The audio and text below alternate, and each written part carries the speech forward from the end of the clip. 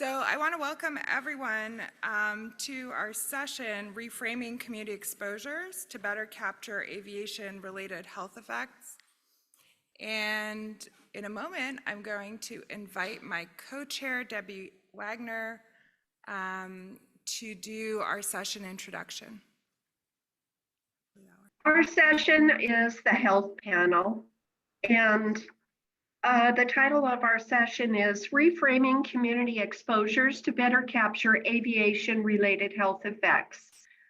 This session will present important community and research perspectives that provide evidence for reframing approaches to measuring and modeling the impact of noise and air pollution. And our first speaker for this session is Dr. Iona Cheng, and she is also will be presenting virtually. She is a professor at UCSF in the Department of Epidemiology and Biostatistics. She is the head of the Cancer Epidemiology Division.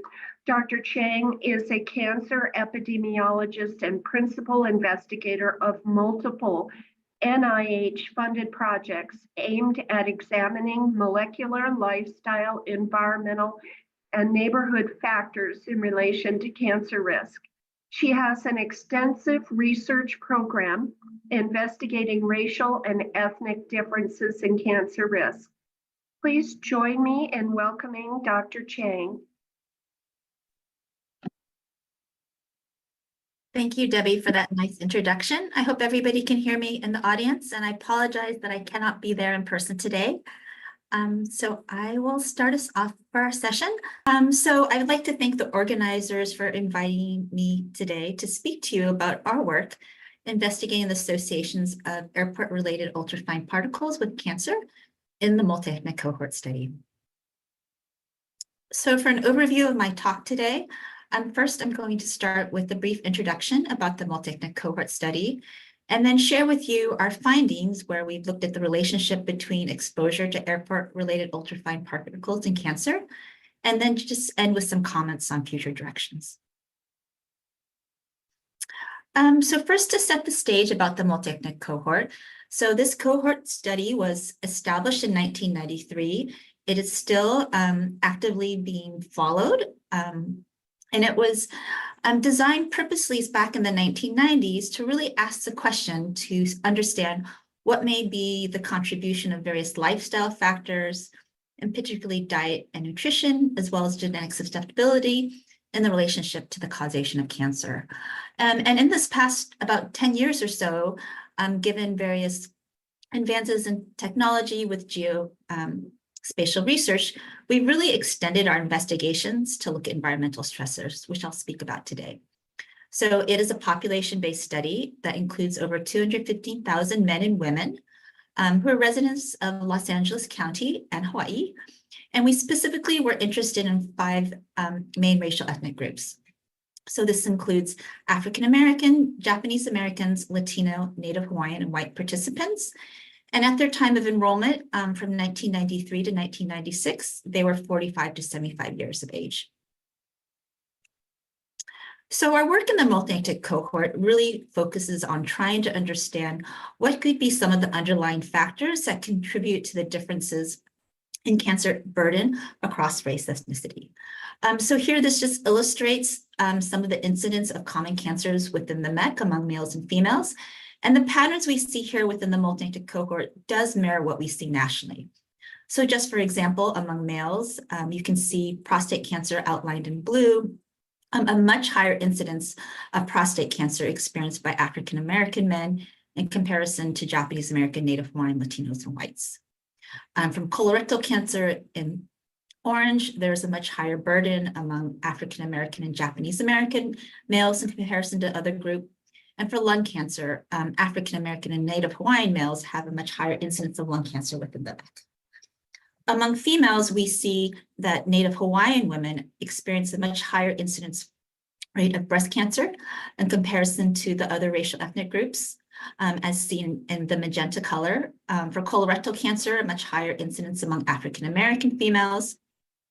And then for lung cancer, both Native Hawaiian and African American females have a higher burden of lung cancer incidence.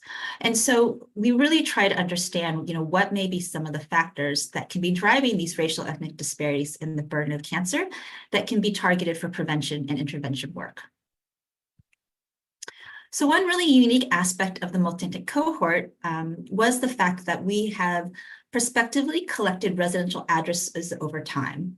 And so with these residential addresses and various geospatial resources has really expanded our work in terms of looking at environmental factors.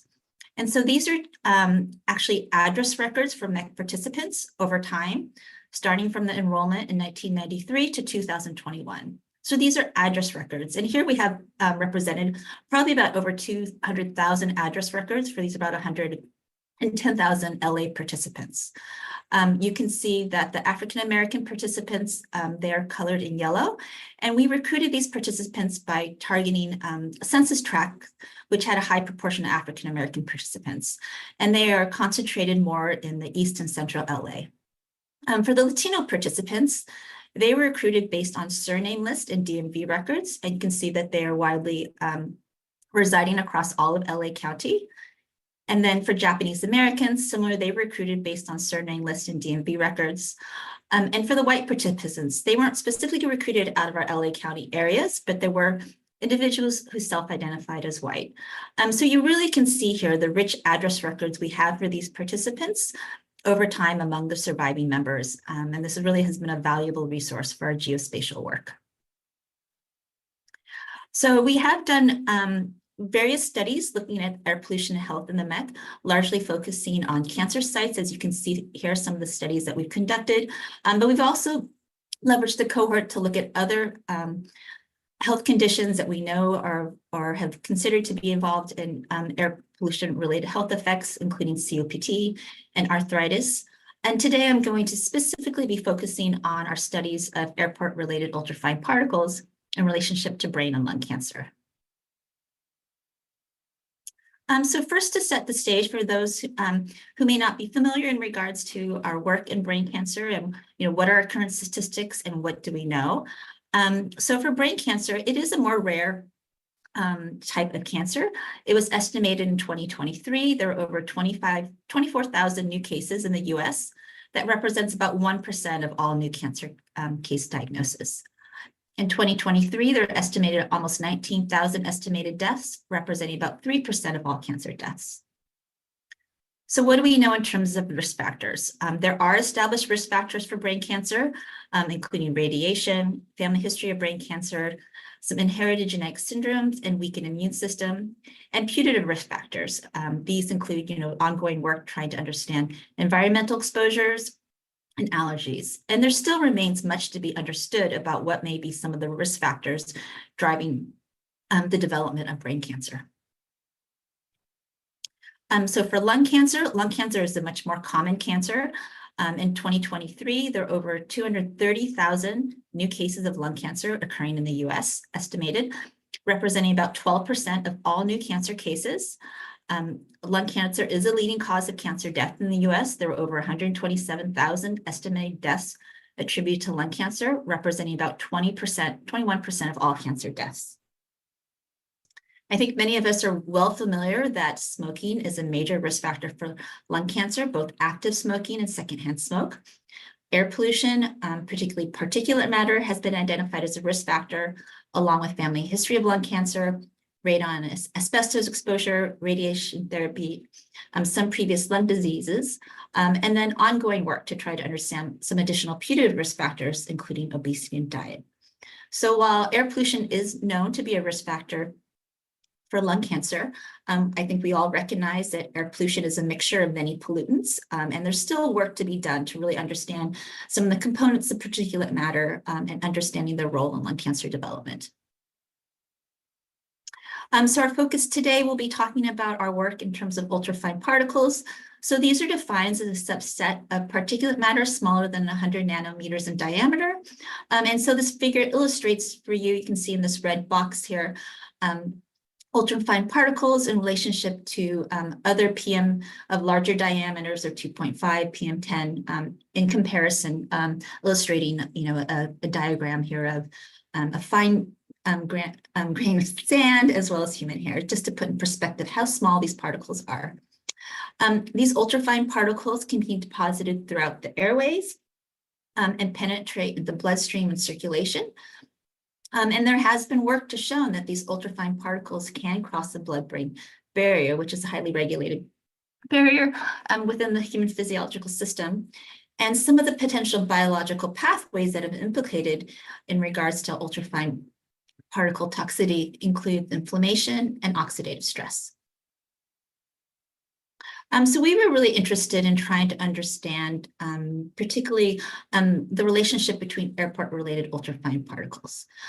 So there is not routine monitoring of ultrafine particles in the US and in most other countries. And so we partnered with Scott Fruin at USC and Timothy Larson at the University of Washington, because they had done some work in terms of where they had estimated ultrafine particle concentrations based on LAX flight activities using an American Meteorological Society and EPA regulatory dispersion model based on this 53 by 43 kilometer grid, which they were able to estimate concentrations around this grid area for our period of our study from 1993 to 2013. And this model accounted for meteorological, atmospheric stability, mixing height, and hourly changes in flight activity. And they did some validation work using mobile measurements and found good agreement. And it was notable that their work had identified that LAX-related ultrafine particles were 4 to 5 times greater than background levels in downwind communities for extended distances, likely due to descending jets. And so with these ultrafine particle exposures, we were able to link these to the residential histories of the MEC participants to look at the relationships with various cancer outcomes. So, but first, what has the field found in regards to ultrafine particles in cancer? And the work that has been done to date has largely all focused on ambient ultrafine particle exposure. There hasn't been studies that specifically focused only on airport-related ultrafine particles. So there was one prior study conducted in Canada, and they had found an 11% increased risk of brain cancer associated with ambient ultrafine particles per 10,000 particles per centimeter cubed. There was a few more studies conducted for lung cancer, a study in LA, which found a modest association with historical ambient ultrafine particles and lung cancer mortality, not incidence, which is the focus of our study. A Dutch study that did find a 4% increased risk associated with ambient ultrafine particles, and a Canadian study that did not find an association. So there really hasn't been that much work looking at ultrafine particles in relationship to cancer, but I think some suggested evidence to warrant the study of the role of ultrafine particles. So our research question was to look at what could be the associations between airport-related ultrafine particles with brain and lung cancer risk within the Multiethnic Cohort study. So first here, I'm going to share with you our findings looking at brain cancer in relationship to airport-related ultrafine particles within our California MEC. And this was work that was conducted and led by Dr. Anna Wu at USC. So here, I know there's a lot of data to look at here, but for those who may not be familiar, here we're looking at hazard ratio estimates. So this is a risk estimate, and we can think of when a hazard ratio is above 1, that is demonstrating a positive association. And we can think about this as the increased risk associated with ultrafine particles per an interquartile range, which is about 6,000 particles in overall that we're looking here. And we looked at this ultrafine particle exposure based on various kind of combinations. So as you can see here on to the right, this figure of the ultrafine exposure grid, we looked at combinations of whether or not a participant had any address, so they ever lived within the grid, or if all of their addresses were in the grid, so that means their entire residential history, they lived within the ultrafine particle grid exposure area. And then also Dr. Fruin and Dr. Larson help identify what's referred to as impact zone. So that's that blue oval where there's higher levels of ultrafine particle exposure. And so we asked the same question, what about participants who just had one address or lived at one point within this impact zone, and also all of their address across their entire residential history from 1993 to 2013. And so in the overall column, you can see the hazard ratios are above 1. They are suggestive of a positive association, meaning that increased risk of brain cancer associated with an increasing exposure to airport-related ultrafine particles. Among African-American participants in particular, here you can see bolded, and we have this 95 confidence interval, not including null, so this indicates that it's statistically significant. We can see this consistent pattern where we identify an increased risk of brain cancer among these African-American participants with ultrafine particle exposures. And when we look across the other racial ethnic groups, we don't see as much of a clear signal and no association with Japanese Americans. So I think specifically here, if you remember that map I showed you earlier in terms of the location that African American participants in the MEC, you can see they are highly concentrated very close to the LAX airport. They do have higher ultrafine particle exposure, and we are picking up a signal here for an association with brain cancer risk. I think also to remember that I mentioned that brain cancer is a rare cancer, so there are smaller number of cases here. So you can see down below, we have roughly, 36 brain cancer cases across these various groupings that we've looked by address records. But I think this really provides evidence that we do need to extend this work and really try to see in other studies if we see similar findings, in particular among those who may be living very close to the LAX airport. We also recently looked at this in relationship to lung cancer, just following our similar approach for brain cancer. In this table, I'm showing you the risk estimates per ultrafine particle exposure, and now I'm just showing you one estimate, any address in the grid, because we saw various similar associations across those various levels that we looked at. And I'm showing for overall lung cancer, as well as lung cancer has several different types of cell types, where we have actually good numbers to actually look at differences across cell types, as illustrated here in this table. And you can see among all participants, we actually really aren't picking up association with ultrafine particles and lung cancer risk. We do see when we look at it by males and females, there is potentially a signal for squamous cell carcinoma to be associated with ultrafine particle exposures among males. For females, you can also see a hazard ratio of 1.05. It actually was borderline statistically significant. So if this is, giving us some indication that there could be potentially some type of cell type specific effects. The other study in LA, they also similarly found these modest association and actually also did see potentially there could be some histological cell type effects. And just to also share, within the multiethnic cohort, as we follow these individuals over time, we've really collected a lot of extensive questionnaire information. So both of our studies were able to account for various demographic, smoking, various lifestyle factors that we also know to be at play influencing the risk of lung cancer. So just to walk through what are some of the strengths and limitation of this work.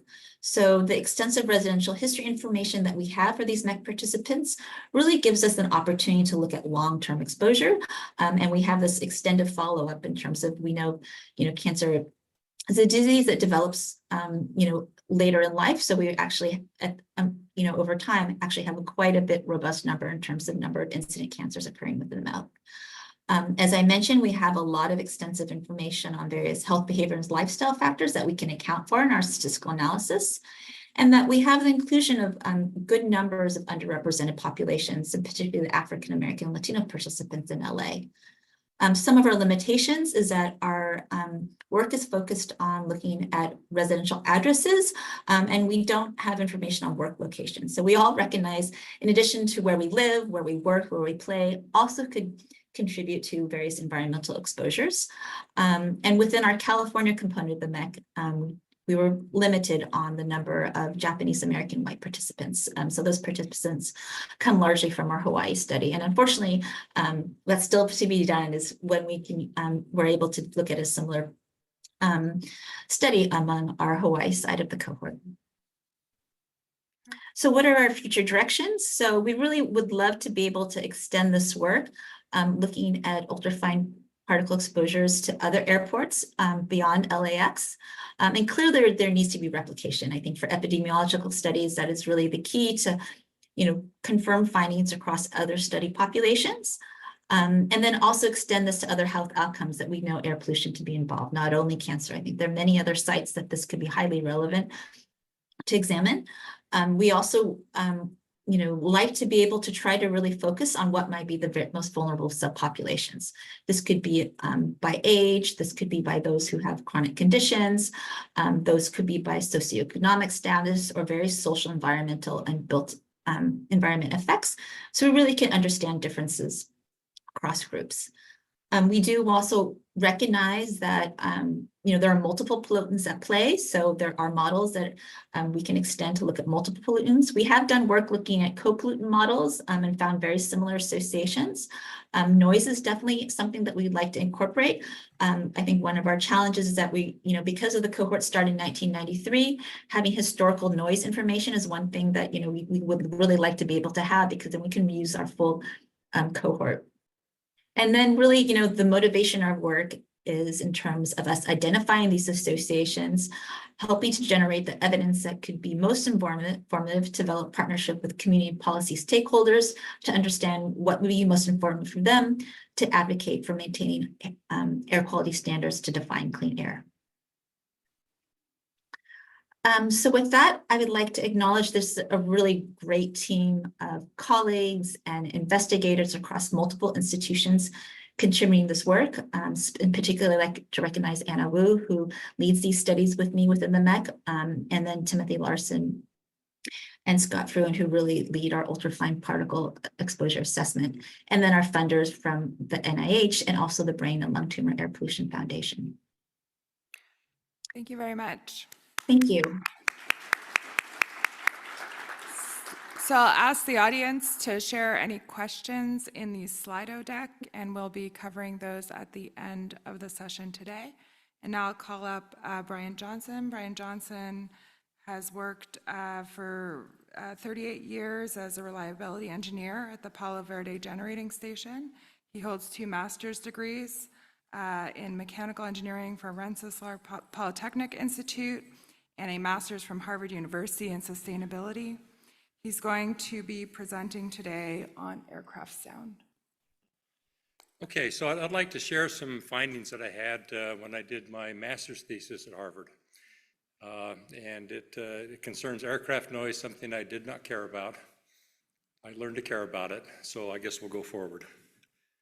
Okay, I'd like to start out with the premise of this whole sound thing, and everybody's familiar with this, and I'm not going to spend much time with it. But the Schultz curve is the target. And I guess a recent survey the FAA did to see if the numbers were any different than they've been the last 40 years was that it doesn't work. So the annoyance thing, the Schultz curve, does not work. That's what we have. That's our premise. So some common sense questions. If it doesn't work, why hasn't it been changed to something else? What the heck are we doing keeping a criteria in place for 50 years that hasn't worked for 50 years? And why do we keep on using it? Okay, so I'm going to focus on this point. The first question would be, what kind of noise does an airplane make? So a little story about my wife, and she's in the back of the room. We live 17 miles from the Phoenix Sky Harbor Airport, and NextGen caused an impact to us. It moved the airplanes 2.5 miles, and they began to fly over our house sometime. We're not a heavy, Sky Harbor is a busy airport. We were not one of the busy corridors, but they were there. And so she asked me, said, well, why are we hearing this noise? What's going on? So being an engineer, I had to answer that question. It was a curiosity. And I did my internet search, and I could not find a single graph anywhere on the internet back when I looked that showed the sound that an airplane makes. So why in the world, if we're worried about aircraft noise, can't we see a full sound spectrum from 20 to 20,000 hertz and see what it looks like? I couldn't find it. So that raised an alarm. What in the heck does this mean? So what I did as part of my thesis, I'm an engineer, I'm a reliability engineer, I'm a vibration expert, among other things. I got a multi-channel analyzer, I got calibrated vibration probes, calibrated microphones. I set up an experiment to measure what an aircraft does and what noise it makes. Okay, so the rest of this is going to be based upon experimental data, and my thesis is laid out in a way that anybody could repeat it. I had over 100 experiments and I got the same answer every time. You know, I know what noise an airplane makes. Then the last point is the criteria is a silly Schultz curve annoyance, when the real criteria with recent publications by the FAA is that it really ought to be based upon health. And that health is high blood pressure, stroke, and heart attack. There is a preponderance of evidence out there saying that the closer people live to an airport, the more likely they are to die from a cardiovascular risk. So why the heck aren't we talking about how we can incorporate that into our criteria, and why are we holding on to a 50-year-old dead criteria? Okay, so my experiment. This is a box that I built, my wife and I built to simulate a house. A standard construction material, 2x4, insulation in the walls, a dual pane window. It is built like that. So to this box, on the outside, we put a microphone. What kind of sound do we hear in the air? We put a vibration probe right on the top of the box. If you get vibrations through the air, the question is do they vibrate hard, substantial physical things?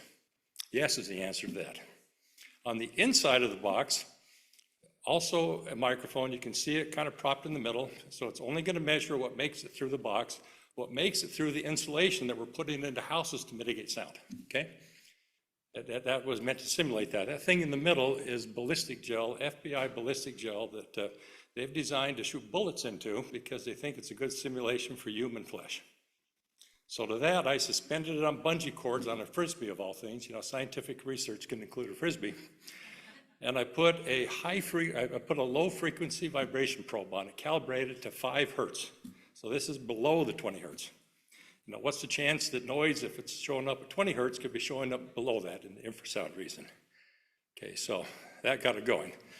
So what does it look like? So this is a typical sound measurement of what an airplane does when it flies over your head. Okay, do you see where the noise is? The noise is down on the low frequency spot. In fact, that 5 to 20 hertz is where almost the strongest noise is, and that's infrasound.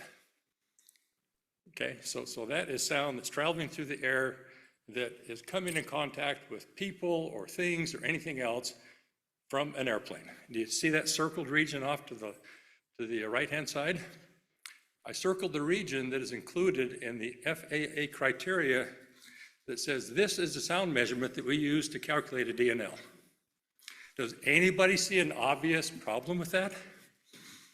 It's absolutely ridiculous because that straight line, you can magnify it 10,000 times and see some energy, but that straight line area is the sound that the criteria says this is what we hear. And they have a sound measurement that is able to focus on that called dBA. So anything outside of that dBA region is subtracted out. So does anybody think there's a problem with subtracting out everything to the left-hand side? The noise that an airplane really makes? Well, let's go a little deeper. Okay, so sound comparisons, and I'm just going to focus on 70 dB, which is what you would hear if you stand by the side of a busy freeway. Everybody knows what that sounds like. One of the quietest environments that we have on Earth is the sound studio. Okay, 20 dB. That's a 50 dB difference. Okay, does everybody have kind of the feel for what that difference is? Okay, so this is the dBA weighted sound, what it does to the sound measurement. If you look at 20 hertz, it subtracts out 50 decibels. What does that mean? If there's 100,000 energy units that represent the sound, only one of the 100,000 is kept for the DNL criteria. So this dBA is subtracting 999,999 out. It's not included. Okay, it's a big problem with that. I've included the dBc, which is a very common sound measurement to show the comparison.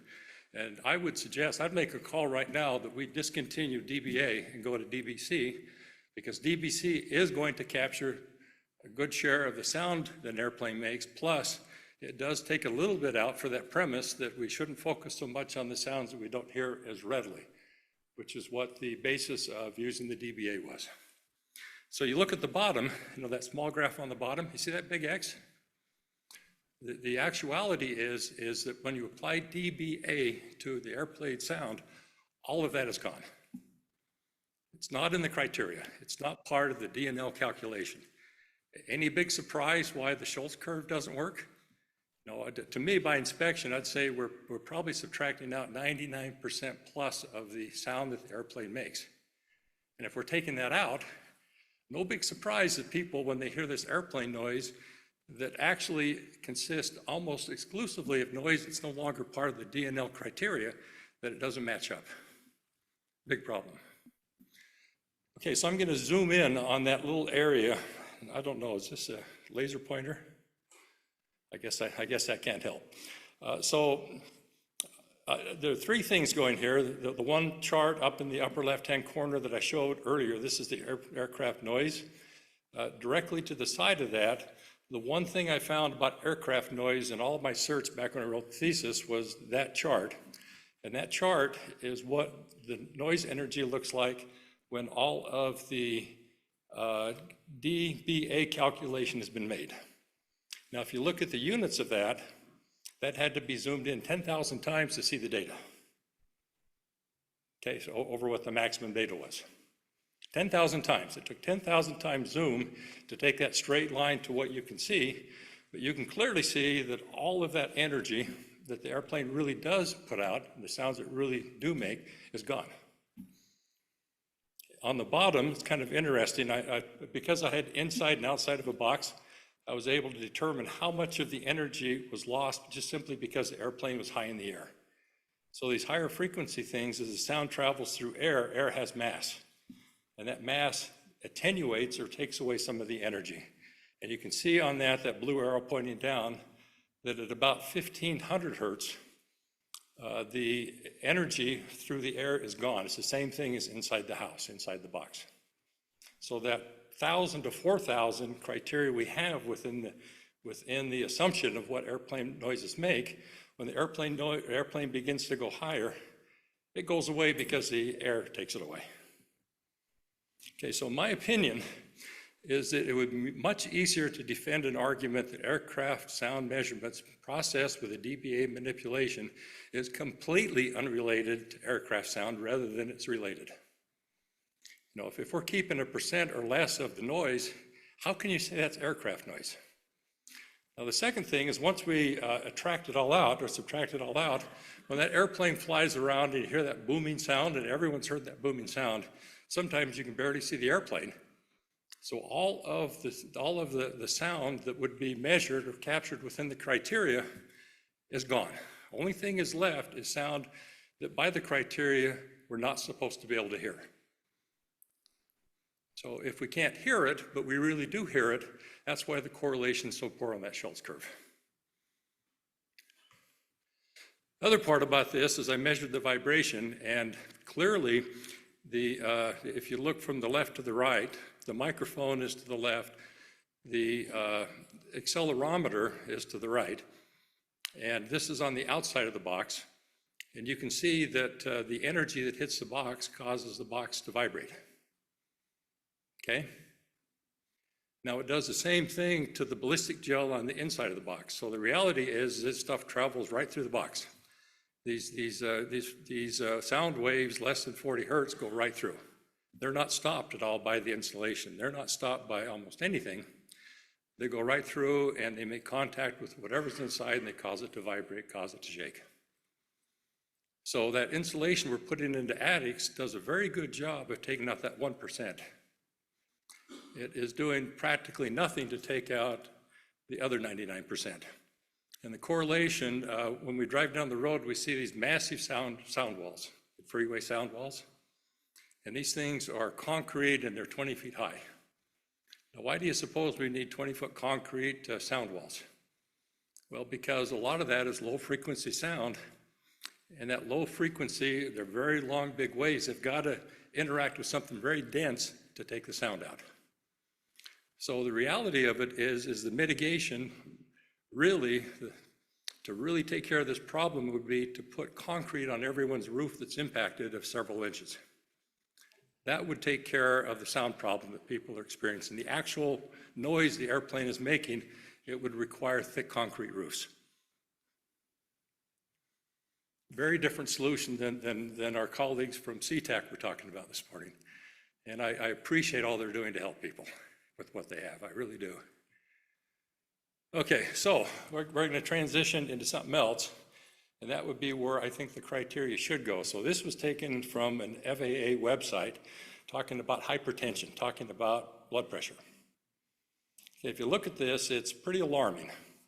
So we're looking at adults that live in the proximity of an airport, and they've determined that a small dB increase leads to an increase in blood pressure. An increase in blood pressure leads to an increase in the occurrence of stroke or cardiovascular issues. The one on the bottom, I think, is the one that really kind of caught my attention. But they looked at prescription data of almost 1 million people near a German airport, one of these big meta-studies. And they found at 40 dBA, 40 to 45 dBA, that for women there was a 27% increase in blood pressure issues. Now think about that, and 40 dBA is a library. Now, do you think you should get blood pressure issues if you're in the library? No, I think you probably wouldn't think you should get blood pressure issues in a library. But if that sound, that infrasound, that low frequency stuff is going right through the walls and interacting with your body, then that would be an explanation for why you are getting it. Okay, and then the other thing it says is the risk of developing high blood pressure goes up as the dBA number goes up. And the dBA is silly. Really, it's a silly thing, but it still goes up. All right, so a little bit more about low frequency aircraft noise. Okay, so most of the noise that an airplane makes is below 20 hertz. And my study included an accelerometer calibrated at 5 hertz. So you go to the internet and you ask the internet to tell you what is a typical resonance frequency of a human body. Now, what does that mean? That sounds like a pretty fancy term, right? So as we breathe, as our heart pumps, as our blood flows, it causes natural vibrations in our body. Okay, that just happens. So a resonance would be when you take a natural frequency of a body, which is defined by its mass and its weight, and those are the two factors that go into the natural frequency. If you add those two things together, and you excite that natural frequency with an external source, you can amplify it. So examples of that, anyone that's done the bathtub experience, you're giving a grandchild or a child a bath, you put your hand in the water and you start doing this. Doesn't take very many of these and you can empty the entire tub. This is a natural frequency. You push a child or a partner on the swing, and when you push them, it takes very little additional effort to make them go really high. If you're a little bit off and you get out of sequence, you stop them almost cold. So the natural frequency in the body, we have aircraft vibration that are at that frequency and are causing that to excite. So this gentleman in Portugal, and this is what I found 5 years ago. I don't know if there's more current information, but he worked at a military base as a doctor and noticed a high increase in cardiovascular issues, did autopsies on people that had that. What he found was that there were tears in the cardiovascular system. So just like the bodybuilders that pump the weights, they tear their muscles, the muscles repair, they get bigger, thicker, stronger. The cardiovascular system, by his opinion, did the same thing, causing little tiny tears in the blood vessels and cells. And when they repaired, they got harder. And if you stiffen up the cardiovascular system, you increase the risk of a cardiovascular event. His opinion on that. It seems reasonable. Seems very reasonable to me. Okay, so I made a call to stop using dBA for aircraft noise, use the DBC. I think the DNL probably works fine, and probably everything will begin to line up if we actually include aircraft-generated noise within the equation, which we are not doing right now. So the problem with that is as soon as we do that, those boundaries around airports, which nobody likes because they're fairly big right now, will expand significantly. Once we actually include aircraft noise, they'll get really big. When they get really big, they're going to begin to correlate. That 20 hertz area, the bottom of the range, was within that region where it was going up. I believe if we carry that through, that information will represent the plane and it will begin to show us good things. So I would suggest that we heard from the CTAC people 5 out of 7. We need to put something in there that says that all future aircraft studies will include DBC in addition to DBA. And the reason for that is that we'll begin to finally include real aircraft noise in the criteria we use to protect communities. So no big surprise that communities are not very happy because they have continual noise issues.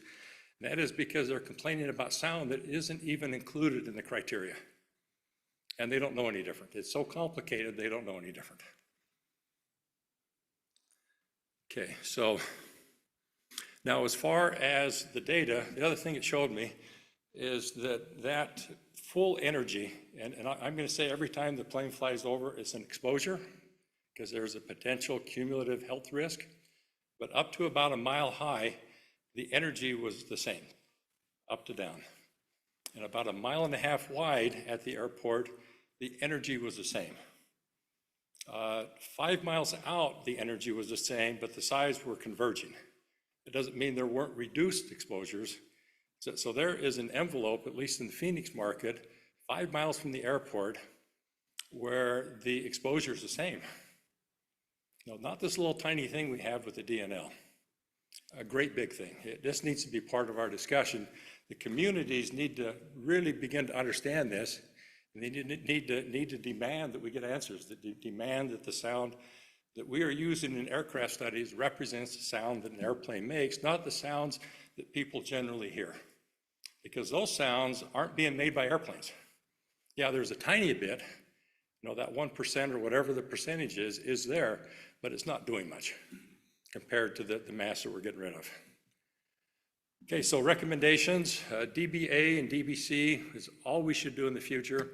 And I think when we take the DBC and begin to drop it into the DNL calculation and begin to see its impact and see that it actually does represent the sound that we see better, then we'll have the data we can use to drive the change.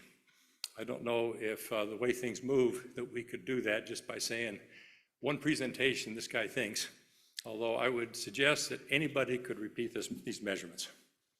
It's all laid out. And I think that hypertension should be the criteria, not annoyance. The European data clearly shows that the closer you live to an airport, the more likely you are to generate high blood pressure. It causes it. And if we have an increase in high blood pressure, we have an issue where we have more strokes and heart attacks. So this is a health issue. It's been established, it's been defined. The FAA included it in their website, included its report. So this is not information that I found in some obscure place. I found it within the FAA. We should act on it.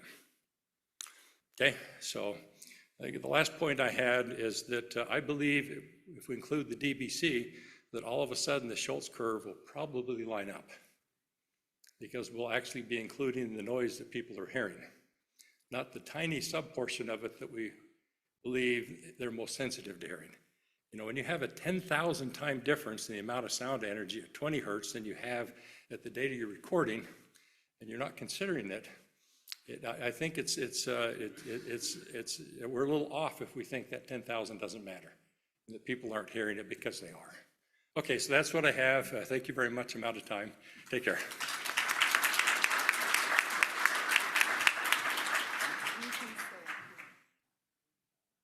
Thank you, Bryan. And I would like to introduce our last speaker.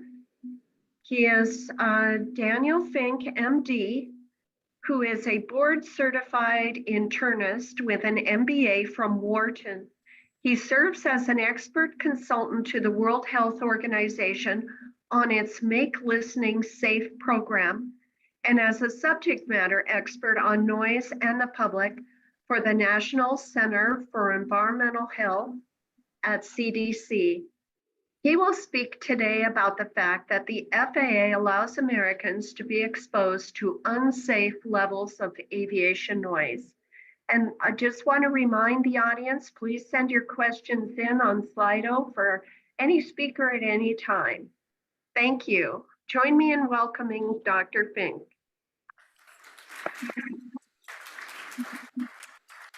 Thank you, Debbie. I'm sorry you're not here so I could meet you in person. I've never met Debbie. I've never met the first speaker. I just met Elena, and I have not communicated nor met with Bryan other than 1 or 2 emails. We certainly didn't collaborate or collude, if you will, on our presentations, but his and mine dovetail very nicely. One of my mentors said, you always start with an anecdote or a joke. So today is election day, right? Everyone knows that. I forgot to put on my sticker. I voted by mail, the safest, most reliable form of voting. And today I want to remember Al Smith, Governor Smith. Some of you may know that he was the first Catholic to run for national office in 1928. He lost because he was a Catholic when he ran for president. Kennedy was the first Catholic elected president.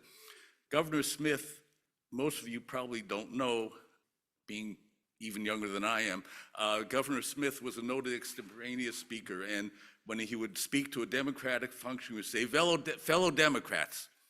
And when he would speak to a general audience, he would say, fellow Americans. I think Lyndon Johnson stole that. Well, one day he was speaking about self-improvement at the Men's Correctional Institute at Ossining, New York, colloquially known as Sing Sing. Well, he couldn't say fellow Democrats or Republicans who were in prison too. He couldn't say fellow Americans or fellow citizens because they had lost the right to vote, the basic right of being a citizen. So he looks around and says, well, I'm so glad you all could be here today, as am I. I have a confession to make. Aviation noise is not my noise interest. My noise interest is restaurant noise. I want to find a quiet restaurant where I can enjoy the meal and the conversation with my wife. But as a doctor, as a former commissioned officer in the Public Health Service, as an expert consultant to World Health and a subject matter expert to CDC on noise in the public, when one of my noise colleagues who is interested in aviation noise did point out DNL 65 dBA compatible with residential land use, and from my research, library research, nothing like the first 2 speakers, that's all I do is library research, I knew what the safe noise levels were as calculated by the EPA, as mandated by Congress in the Noise Control Act of 1972. I felt that I had to speak out, so I presented this at the December 2022 meeting of the Acoustical Society of America. The manuscript is in press. I was assured on January 21 it would appear in 7 to 10 days. To my frustration, it hasn't, but it should be available soon. And I could just give this one slide and stop talking. The FAA states that DNL 65 dBA is compatible with residential land use that exceeds the calculated safe noise levels. I would point out that according to the principles of psychoacoustics, a 20 dB increase is perceived as 4 times louder, even in the A-weighted frequency range, and therefore the FAA is allowing Americans to be exposed to unsafe levels of aviation noise. I got a lot of slides. I'm only going to spend a second or 2 on most of them. Aviation noise is a problem in the air and on the ground. The FAA correctly states aircraft make noise. I would note that noise has auditory and non-auditory health effects. Most doctors, including my cardiologist brother until I pointed out to him, most doctors don't know that noise has non-auditory health effects. And except for certain military aircraft, aviation noise on the ground, unless you're working on the tarmac, does not cause hearing loss. So we're not going to talk about that further. One of the things I've been working on is redefining noise to include the harm that it makes. The standard definition, noise is unwanted sound, makes those of us complaining about any kind of noise, whether it be restaurant noise or aviation noise, makes us into neurotics, chronic complainers, people more interested in our own auditory comfort than in somebody flying somewhere or enjoying a harmless habit. And until the EPA in 1993 declared that environmental tobacco smoke, secondhand smoke, was a Class A carcinogen with no safe, no known lower level of exposure, all of a sudden, I was a health activist. I wasn't just a complainer about secondhand smoke. So the new definition of noise is unwanted and or harmful sound, and I wrote on the slide, often both unwanted and harmful, I might say almost always. Again, what most doctors don't know is that there are involuntary physiologic responses to noise, immediate increases in blood pressure and pulse, activation of the stress hormone axis and inflammatory response, hypertension, diabetes, obesity, as Bryan mentioned, causing, again, as Bryan mentioned, heart disease, stroke, increased mortality. What does the FAA officially say about the adverse health effects of noise? I cannot find anything specific on the FAA website. If anyone has that, I apologize. Please send me the link. I did a Google search. I might have used the wrong search words. I only found one article that I'll mention later. The UK equivalent of the FAA does acknowledge adverse health effects. What did they say in 1985? They said, little valid scientific basis for claims of the health impact from aviation noise. That wasn't true, by the way, in 1985. The first session on noise as a health hazard, and there are 2 or 3 chapters in the published monograph by the American Speech and Hearing Association and the United States Public Health Service, 1968, the monograph in 1969. The different statements of the FAA and the EPA, and one might question, does the FAA's mission to provide a safe airspace system extend to those on the ground under the flight paths? That's already been discussed earlier. The FAA considers aviation noise to be an annoyance. I tried to find, I think it's going to be the next slide, where that came from, why that decision was made. I couldn't, but it is. Now, annoyance seems trivial, but it's not. Each episode of aviation noise causes, it disrupts conversations, interrupts activities, disturbs sleep, decreases productivity at work, and the effects extend far beyond mere annoyance to stress, anger, frustration, and a sense of powerlessness. Noise is a hazard to the health of people everywhere. For reasons that, if we have time, we can discuss, aviation noise is more annoying than other forms of transportation noise. The Schultz curve has already been alluded to. This graph has been shown by Bryan with the neighborhood environmental survey showing far more annoyance than Schultz had reported. This is a slide I was looking for. I couldn't figure out why they chose annoyance. My guess, having tried to do research myself, including some bench research and some survey research, is that you can assess annoyance merely by asking a question.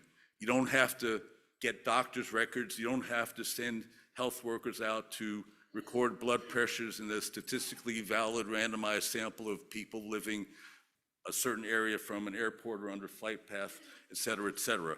So regardless, FAA chose annoyance just to make sure we're on the same page. I think we all are. Definitions of DNL, the metric issues have already been discussed. This is from my manuscript that's awaiting publication. A-weighting, and I interact much more with the NIOSH people than with the FAA people. A-weighting comes from occupational safety and health. The injury is the inability to hear speech. A-weighting adjusts unweighted sound measurements for the frequencies heard in human speech. Again, as Bryan mentioned, we did not coordinate this. C-weighting is for machinery noise. And again, the DNL metric versus any other metrics that have been discussed. I would caution if FAA chooses a new metric, whatever that may be, and I'm not smart enough to figure that out, but it still needs to continue to calculate DNL using the 65 dBA metric so that we know is it safe or not, because otherwise the FAA might continue to insist that we still need to do more research. Again, this is a repeat of the second slide. This is from the EPA Table 1 in the EPA Noise Levels Monograph, which is celebrating its 50th year. Kudos to the EPA for getting it right 50 years ago when the technologies and the research was far less developed than it is now. What does the FAA think needs to be done? Well, I couldn't really find that out, but quoting from the summary of the Peters paper, where I think all the authors except one were either funded by DOT or FAA or employed by DOT or FAA, says more research. In the same year, 2018, that the Peters paper was republished, based on published research available to anyone with a device, a search engine, and an internet connection, World Health recommended 45 dB LDEN. LDEN includes an additional 5 decibel penalty for evening noise. I think it's 7 to 10 or 7 to 11. And for nighttime noise, we'll talk more about nighttime noise in a bit. Nighttime noise, 40 decibel sound level. What's the connection between annoyance and adverse health effects? Noise annoys people. Annoyance is stressful. Stress causes inflammation of the vascular lining. This effect has specifically been shown to be caused by transportation noise. The hormonal and cardiovascular changes cannot be habituated to. Even if we think we're used to them, we're physiologically not. Our bodies tell us that they're not, even if we were unaware. The mechanisms are now understood down to the cellular, molecular, even genetic levels. We don't need any more research. This schema was first developed by Wolfgang Babisch in Germany, 2014. It was refined by Thomas Munzel and his research team in Mainz, Germany. This is open access, so anyone can look at it. I can't read the things here, but it's down to the enzyme level. Most importantly, coming back to nighttime noise is particularly deleterious for the heart and has been linked in a study by Saucy, S-A-U-C-Y, in, I think, Zurich, directly to heart attacks. The plane flies over, Grandpa Joe, trying to sleep, has a heart attack. And this graph is from Munzel. Is there any doubt? Is this just a correlation or a statistical association? Well, Babisch, who was the world's expert on aviation noise till he retired, says the question is no longer whether noise causes cardiovascular disease, it's rather to what extent. And Matthias Bosner, who is professor of medicine and psychiatry at the University of Pennsylvania, is actually contracted with FAA to do research on aviation noise disrupting sleep, and I think he is the world's expert on noise disrupting sleep. I recommend his editorial last fall in the journal Sleep, all capitals S-L-E-E-P, again, open access. He says, no, it's accepted causality. How do we know it's causal? There's something called the Bradford-Hill criteria. So Austin Bradford Hill was the first physician in UK to make the connection between cigarette smoking and lung cancer. And people question, well, how do you know this? It could be radon in the air in the basement. It could be something else. It could be genetics, whatever. And Sir Austin Bradford Hill developed what are called the Bradford Hill criteria. These are listed here, and these are widely accepted as establishing causality for complex multi-factor epidemiology cause-effect studies. So this is my conclusion. The FAA is allowing Americans to be exposed to unsafe levels of aviation noise. I don't have a solution. I like to fly, but not I like to fly for pleasure. I fly to meetings. I'm a little concerned because the most time-efficient flight to Ottawa for my presentation at May's Acoustical Society of America meeting involves a 737 MAX 8. Friends and family have advised me to take 2 or 3 days to travel on other airplanes. It's like, no, I'm going to take the risk. And in conclusion, I have here, I'm program chair of the Quiet Coalition, which is a program of Quiet Communities Incorporated. I have some Quiet Communities merchandise here, concert merchandise. And if anyone can show me published evidence that 65 dBA is safe, you get a t-shirt, a coffee mug, and a magnetic sticker for your vehicle. Thank you very much. I'll stop there.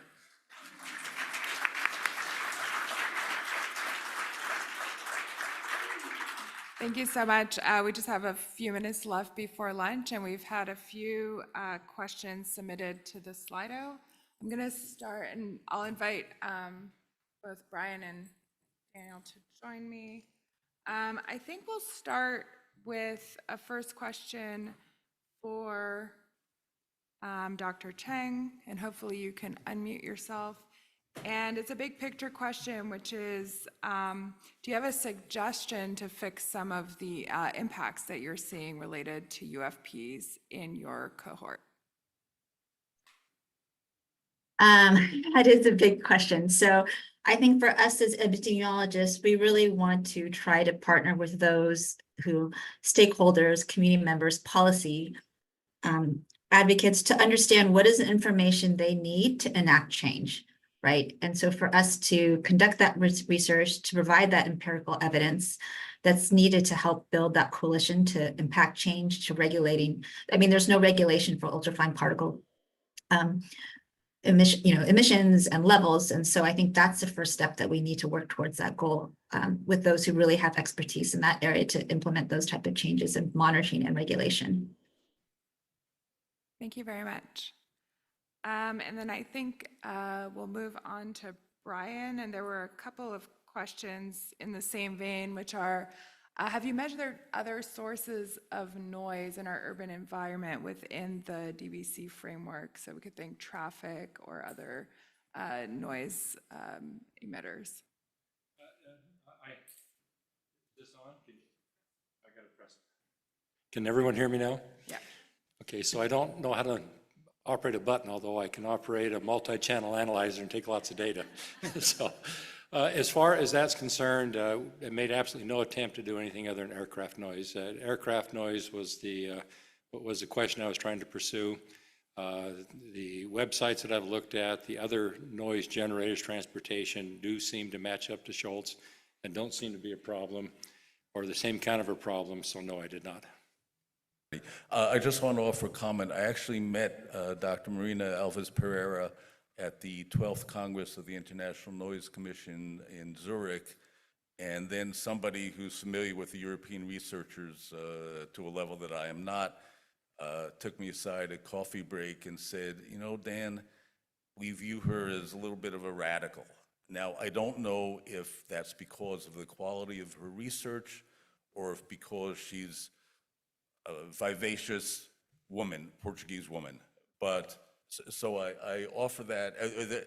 I learned, and I've subsequently done some online literature research. There's a whole body of research on what's called vibroacoustic noise. The most common thing here in the States is about wind turbine noise. The research is all over the map. Some say yes, a problem. Some say no, a problem. I have no doubt, Bryan, however, that for aviation noise, low frequency noise is a major component. Thank you. And then I have a question here for you. And it's, I guess, a big picture question, which is, do you think it's realistic, given the sources of noise in our environment, to maintain a threshold below 45 dB? And how could that be envisioned? No, I didn't use this slide, this illustration from the National Park Service, which is about the only federal agency over the last 40 years since the Environmental Protection Agency's Office of Noise Abatement and Control was defunded in the Reagan era. So National Park is the only federal agency that's done much of anything about noise. And what they did was, I think they might have used the DOT noise map and then took out anthropogenic noise. And without human activity, we evolved in quiet, and basically it's under 45 dBA. So that is actually library quiet. I've personally measured 45 dBA in the main reading room in the Beverly Hills Public Library. So that measurement, using a smartphone app, but you were right when you said that's library quiet. So no, I don't think that is realistic, but I was raised that even if you can't achieve the goal, you might at least try and you'll make things better. And for those in the community who are advocating for quiet noise, I would encourage you to look at the World Health Organization monograph, Environmental Noise Guidelines for the European Region 2017. Look at some of the research references that are listed there, especially the review articles that were prepared by the world's experts of different subject areas, including aviation noise, and then using aviation noise as the health problem. It really is. In 12-step programs, they say, first you have to acknowledge that you have a problem. Well, Houston, we got a problem. So use aviation noise as a health problem and educate your elected officials, your regulators, that aviation noise is literally killing their constituents.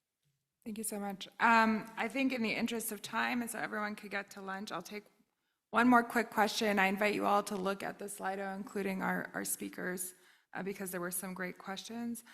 This one is for Dr. Cheng, and it's relatively quick, which is, well, I think, which is whether you plan to extend your work or have you done work to include cardiovascular risks? We do plan to extend our work to cardiovascular risk. That is an area of interest of ours. Okay, great. And I think, again, I think all our speakers, the goal is really to start thinking about alternative metrics and metrics that can align with some of the health impacts of concern for our communities. So thank you very much.